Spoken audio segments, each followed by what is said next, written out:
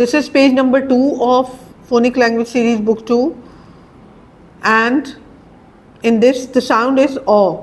The children, they already know the sound and the rhyme, and they know how to trace also. What happens is that there are arrows given over here. What the teachers do is that they ask the child to complete this sequence, and then they pick up the pencil, and then they ask the child to pick up this sequence, then this sequence, and this is wrong. The children, they have to trace it with continuity, and they will not be doing it by breaking up their actions.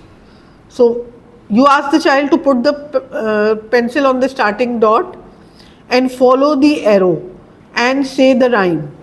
Aw is round and round. Aw is round and round. Same is over here. This will not done by the teacher, this will be done by the students. Aw is round and round.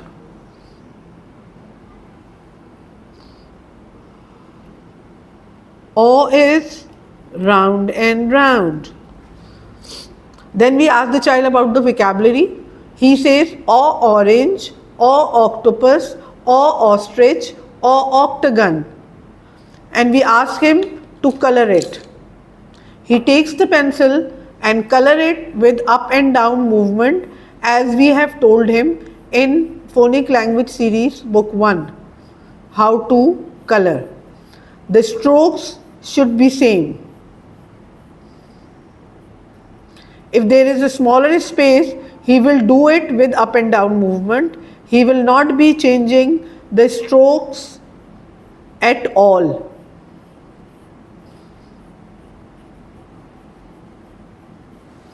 This is the way we teach the child how to color. After doing this page, when the child hands over the book, the teacher has to ask the sound and has to ask the vocabulary as well.